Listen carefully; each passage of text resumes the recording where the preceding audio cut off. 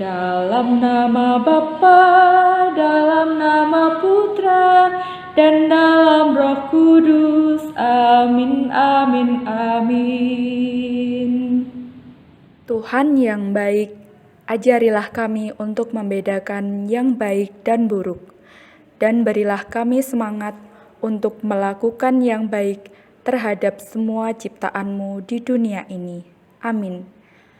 Dalam nama Bapa, dalam nama Putra, dan dalam Roh Kudus. Amin, amin, amin.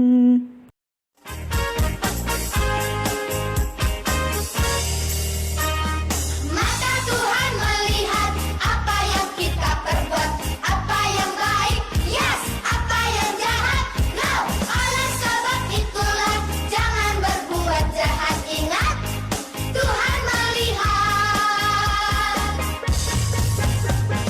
Mata Tuhan melihat apa yang kita perbuat, apa yang baik, yes, apa yang jahat, no. Oleh sebab itulah jangan berbuat jahat. Ingat, ingat, Tuhan melihat. Di dalam diri kita ada suara hati yang selalu mendorong untuk melakukan yang baik. Jika kita menuruti dorongan suara hati, maka hidup kita akan baik dan benar. Namun, ada juga pengaruh buruk yang sering menggoda atau menghalangi kita untuk melakukan yang baik dan benar. Nah, ketika kita masih kecil, kita masih berlatih untuk membedakan baik dan buruk.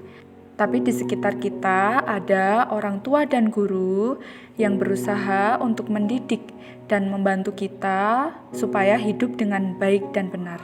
Dalam Roma bab 12 ayat 9 sampai 21, Rasul Paulus memberi nasihat agar kita membenci yang jahat dan berpegang kepada apa yang baik dan benar.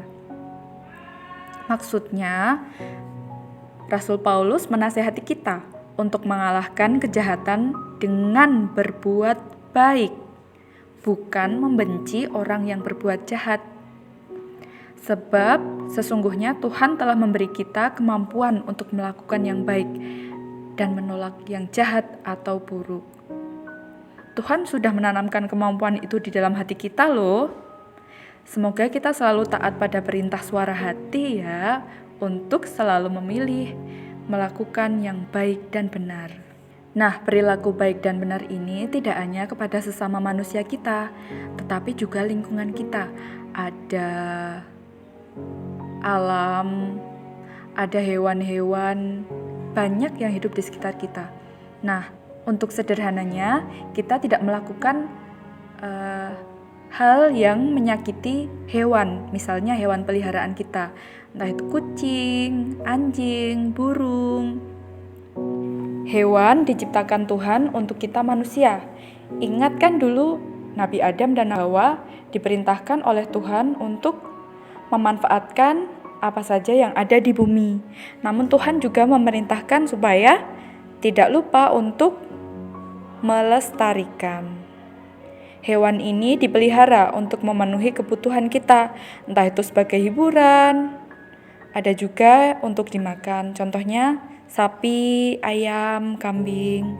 Nah, seperti manusia, hewan-hewan, terutama hewan peliharaan, mereka itu membutuhkan kasih sayang juga, agar dapat tumbuh sehat dan memberi manfaat bagi kita.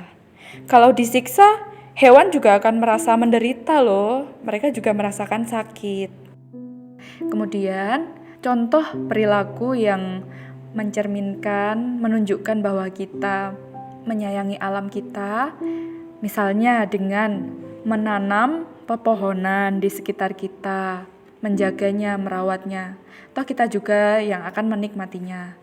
Contoh yang lain adalah dengan tidak membuang sampah sembarangan, apalagi membuangnya ke sungai. Itu bisa merugikan banyak orang, bisa membuat bau, membuat kotor.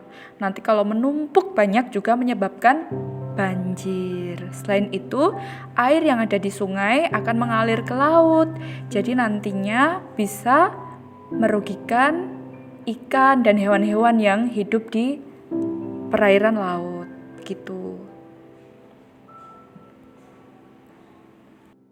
Kalau kita berbuat baik, maka perbuatan kita itu akan menimbulkan kegembiraan dan juga damai sejahtera untuk yang ada di sekitar kita. Sebaliknya, kalau perbuatan buruk dan jahat dapat menimbulkan penderitaan dan kebencian. Mau dibenci, tidak kan? Kita harus mampu ya membedakan mana yang baik dan yang buruk atau jahat. Karena manusia itu bertanggung jawab atas perbuatannya. Jika perbuatannya baik, maka akan mendapatkan pujian atau penghargaan. Setidaknya orang lain atau yang di sekitar kita itu senang dengan kehadiran kita. Sebaliknya, perbuatan buruk juga akan mendapatkan hukuman yang setimpal. Hukuman ini bisa berupa hukuman fisik, denda, atau dikucilkan dari masyarakat atau dijauhi karena tidak baik. Karena Tuhan memberi kita kemampuan untuk melakukan yang baik dan menolak yang jahat. Jika berbuat baik, kita juga akan merasa damai, rukun dengan sesama. Sebaliknya, perbuatan jahat membuat orang lain menderita. Perbuatan jahat orang lain itu hendaknya dibalas atau tidak? Misal ada yang berusaha untuk menyakitimu, memukulmu, atau menendangmu. Boleh tidak membalas? Susah ya menjawabnya. Perbuatan jahat orang lain itu hendaknya tidak dibalas dengan perbuatan yang jahat juga. Apa bedanya jika seperti itu? Supaya tidak menambah permusuhan. Bila kita berbuat baik pada orang yang berbuat jahat, maka orang yang jahat itu akan sadar dan berhenti untuk berbuat jahat. Karena itu, kalahkanlah setiap kejahatan dengan perbuatan baikmu.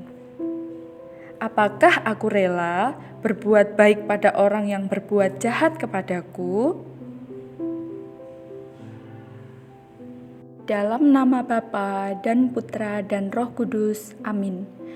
Ya Tuhan yang Maha Baik, jauhkanlah kami dari perbuatan buruk dan berilah semangat untuk melakukan yang baik terhadap semua ciptaan-Mu. Amin.